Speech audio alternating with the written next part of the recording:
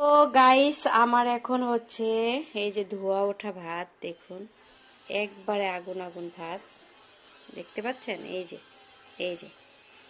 যে একবারে আগুন আগুন ভাত দিয়ে পদ্মায় যে ইলিশ মাছ দিয়ে ভাত খেতে। তো আলু ভর্তাও করেছি, ইলিশ মাছও ভাজছি, এই যে পেঁয়াজ ভর্তাও আছে, আর চেপা শুটকি ভর্তা লাল লাল। তো আমি হচ্ছে এখন পদ্মার পাড়ে তো যে খেতে পারবো না, তাই আমি এই ব্যবস্থাটা করলাম।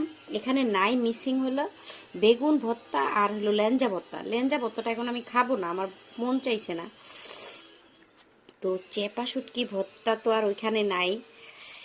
আমি চেপা শুটকি ভর্তাটা, এটা এত টেস্ট হয়েছে চেপা শুটকি ভর্তাটা।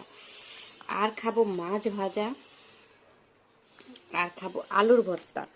তো আমার বেগুন ভাজাটা এই মুহূর্তে খেতে ইচ্ছে করছে না।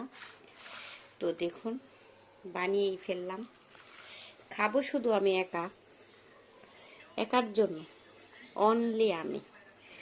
হুম হুম আলুর ভর্তাটা যা হইছে না, কাঁচা পেঁয়াজ। এখন খাবো চেপা শুটকিটা। হুম মজা, চেপা শুটকিটা এত টেস্ট, মজা মানে কি অমৃত।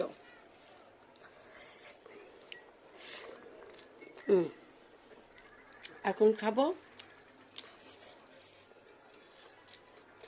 এটা দিয়ে, ইলিশ মাছ দিয়ে, যে সরিষার তেল দিয়ে ভাজছি। মাছটা এত মজা, অরিজিনাল পদ্মার ইলিশ। গাইস, আহ হুম ওইখানে গেলে হয়তো ইলিশ মাছটা আর বড় হইতো, কিন্তু আমারটা অত বড় না হইলেও আমি কিন্তু মোটা করে কাটছি, দেখছো? ওইখানে এত মোটা করে কাটে না। যাই হোক, অনেক স্বাদ। এখন ভিডিও করতে করতে খেতে পারবো না, এত মজা, বিশ্বাস করেন। এখন আমি খাওয়ার সময় কথা বলবো না, শুধু খাওয়া হবে। ভালো লাগলে লাইক কমেন্ট শেয়ার। আল্লাহ হাফেজ।